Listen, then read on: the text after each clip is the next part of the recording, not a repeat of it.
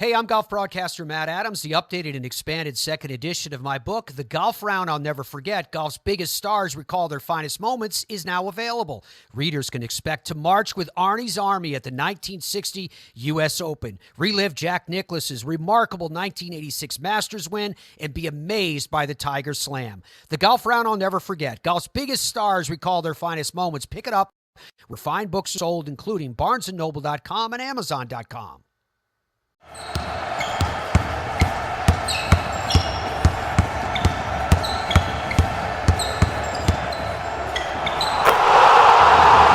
This is Basketball History 101 with Rick Loayza.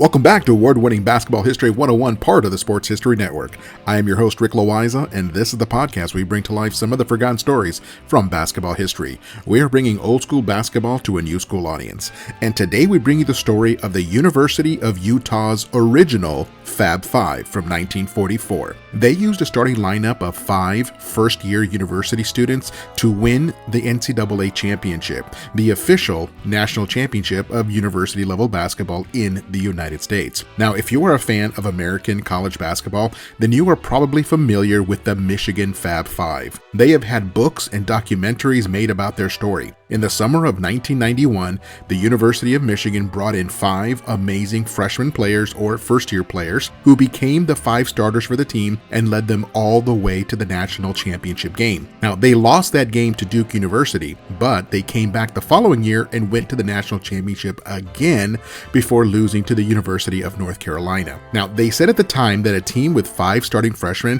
had never even made it to the championship game before, let alone actually winning it. And that team from Michigan came close on 2 occasions. Now, that Michigan team was made up of Hall of Famer Chris Webber, the best player of the group.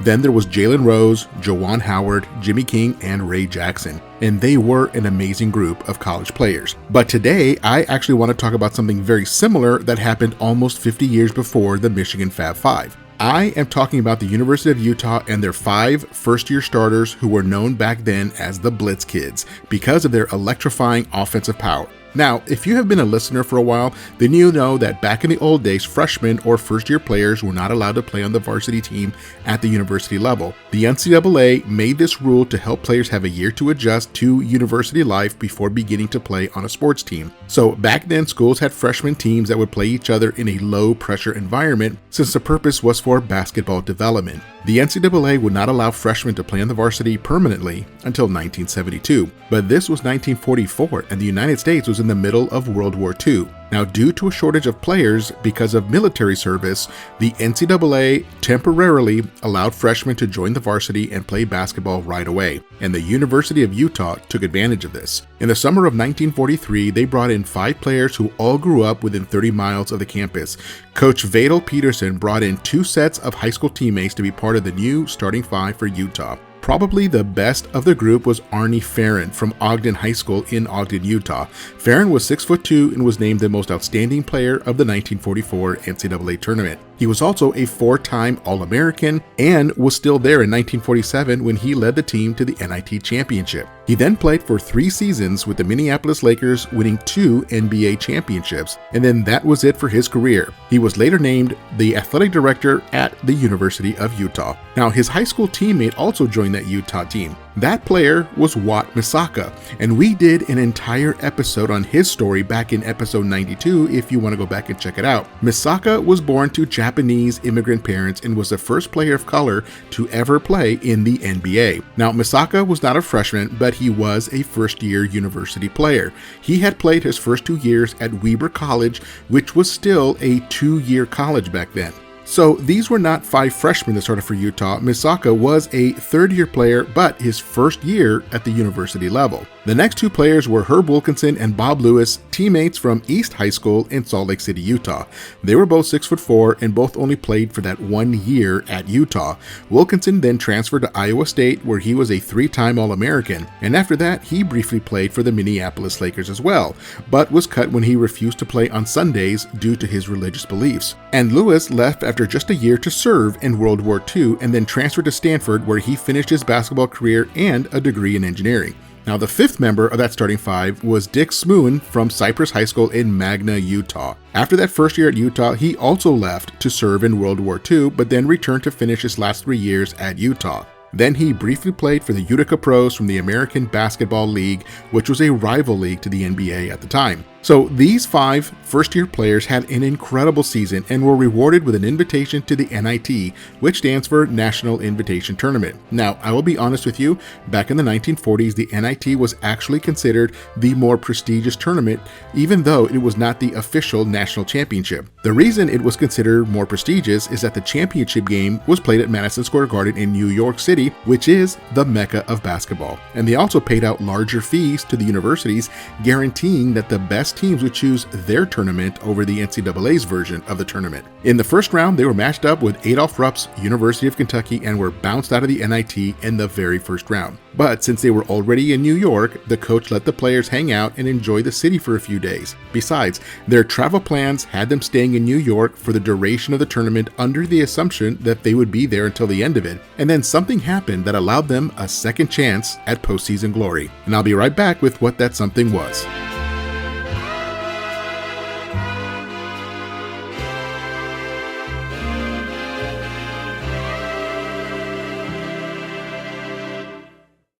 This podcast is part of the Sports History Network, your headquarters for the yesteryear of your favorite sport. You can learn more at sportshistorynetwork.com. At the Sports History Network, we're all about sports yesteryear, and so we're so pleased to introduce you to Row One, an online memorabilia gallery and shop that brings your sports history to life anywhere. The Row One gallery includes over 5,200 gorgeously reproduced prints of team posters, game program covers, game tickets, advertisements, and more in baseball, pro and college football, pro and college basketball, and more. And any gallery item may be printed in a variety of sizes on wood, metal, canvas, acrylic, or poster paper. And in Row One shop, check out the thousands more of unique items with the retro and historical designs dating back to 1876, including t-shirts, long sleeve shirts, phone cases, mugs, blankets, pillows, towels, and even shower curtains. Go to sportshistorynetwork.com, ROW1, for access to the full Row One catalog and for gallery prints and gift items, plus get a 15% discount off all prints on the Row One Pictorium Gallery with coupon code SHN15. Follow the link on the show notes.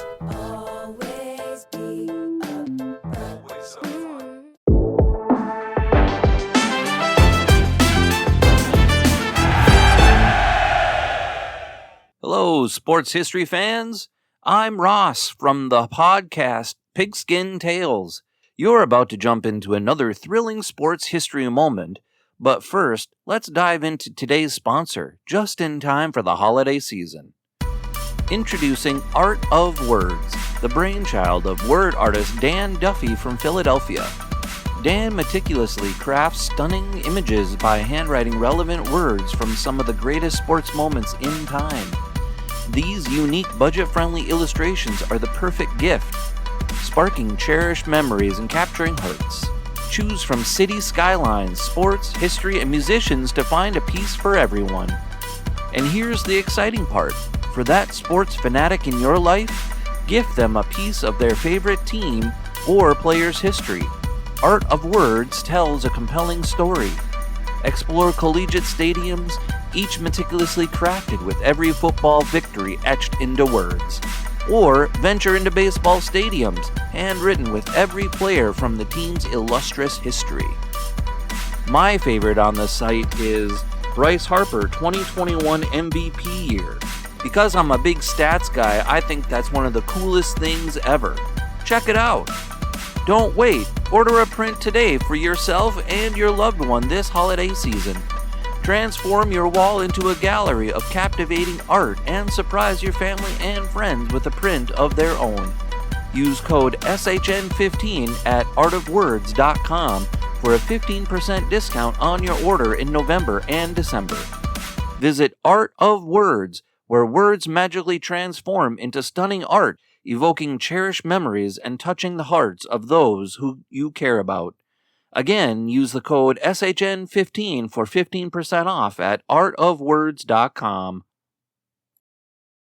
Welcome back to the show, and let us continue with the story of the Cinderella team from the University of Utah in 1944. As I mentioned right before the break, the team went to the NIT and lost in the first round to the University of Kentucky. But before going home, the coach received a telegram from the NCAA inviting them to play in the NCAA tournament as a last-second entry. You see, the University of Arkansas was supposed to play in the NCAA tournament, but just a few days before the tournament was set to begin, 2 of the Arkansas starters were involved in a car accident and suffered severe injuries. Dino Nichols and Ben Jones were on the side of the road repairing a flat tire when another vehicle crashed right into the back of their car. Both players sustained injuries that would cause them to miss several months of play. So Arkansas notified the NCAA that they were withdrawing from the tournament. The NCAA people immediately jumped into action to find a replacement for Arkansas, and Utah was perfect for the spot. Coach Peterson of Utah approached his players to get their input on the possibility of playing in the NCAA tournament. But if so, they would have to leave immediately for Kansas City for their first round game. The players voted unanimously to play. So they changed their train tickets and left that day for Kansas City, where they played the University of Missouri and defeated them 45-35. Now back then, the NCAA tournament only allowed 8 teams, not 68 like they do today. So by virtue of their first round victory, Utah found themselves in the NCAA Final Four, which was scheduled to be played back in New York City, where they had just come from.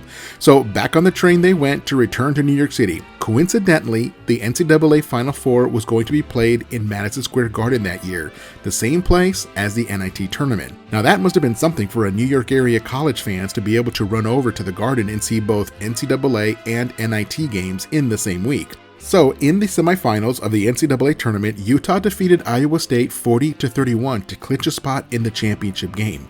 They were matched up with Dartmouth University, and Utah won again in overtime by a score of 42-40. Herb Wilkinson hit the game winner with just a second left in overtime to secure the victory. And I have seen the video of that shot, and he took it from what would be 3-point range today. But he had to. The clock was running out, and he had to get rid of the ball. The ball hit the back of the rim, bounced up in the air, rattled around a few more times before finally falling through the net for the victory and the NCAA championship.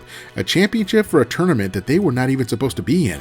Now, this is still the only NCAA championship in Utah's history, but the Blitz kids came through on their second chance at a postseason tournament, and it was absolutely incredible for them to have that honor. Now, this is the part that I would usually wrap up the story, Utah becoming the official national championships, and then off they rode into the sunset. But no, there is actually more to this story. Now, here is where the Red Cross comes in, the worldwide humanitarian organization. Well, they put on a benefit game every year to raise money, and the game back then was always between the winners of the NIT and the NCAA tournaments, and the game was marked as some sort of a mythical super championship between the 2 tournament winners. And this game was to be played right in Madison Square Garden in New York City, where the team was already staying. The winner of the NIT was St. John's University from New York. In fact, the team from St. John's used Madison Square Garden as their regular home arena. So that place was packed with St. John's fans, as it was basically a home game for them. Now, there were not that many fans that made the trip from Utah to New York. The 2 places are nearly 2,200 miles apart from each other, or 3,500 kilometers. So Utah was playing in enemy territory. However, they came through again and defeated St. John's by a score of 43-36. Not only had they won the NCAA championship, but they also defeated the winners of a tournament where they got knocked out in the first round.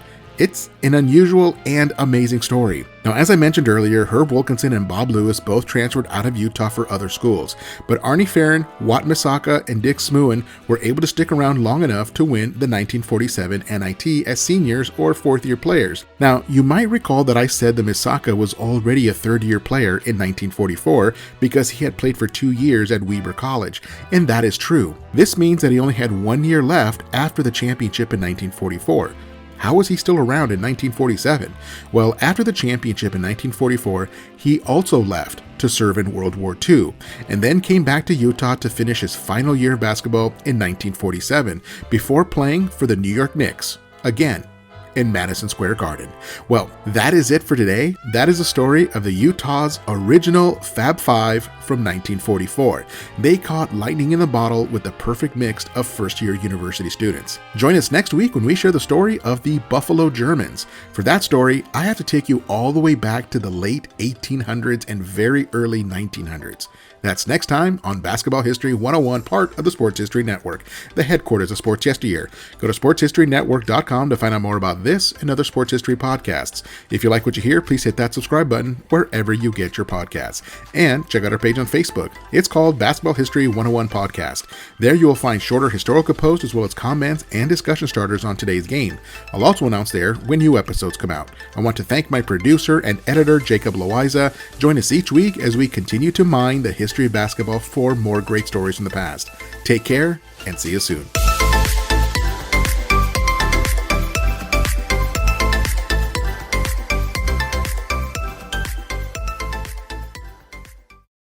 Hey there, sports history fan. This is Arnie Chapman, aka the Football History Dude, and I hope that you enjoyed this recent episode presented by the Sports History Network and were able to learn some good old-fashioned sports history knowledge nuggets. I started the Sports History Network back in 2020 with the mission to help podcasters find a community of like-minded sports history nerds, as well as helping aspiring podcasters to start their own shows. We have a little bit over 30 shows on the network right now covering all sorts of sports history, but as far as I'm concerned, we're just at the toothpick in the ocean moment, that can't even figure it out because there's so much more coming. We wanted to create the ultimate headquarters for sports yesteryear, starting with Podcast Network and our website, but we're going to continue to move into other mediums as well. And here's the cool part, because we want you to be part of our team. So if you're interested in starting your own podcast, or maybe being a guest on one of our shows, or who knows, maybe even writing an article for us over on the website. Seriously, all you gotta do is reach out to us on the contact page over at sportshistorynetwork.com. You can be as technologically savvy as a Neanderthal tapping on a stone trying to figure out this whole hieroglyphics thing back in the day. Again, it doesn't matter, because even if you don't understand the whole podcast space, we have a production team that can pretty much help you out with doing everything. All you gotta do, head over to sportshistorynetwork.com, head to the contact page, fill it out. That message goes right to me, and I'll reach out to you as soon as I can. But for now, dude, I'm through if you're through.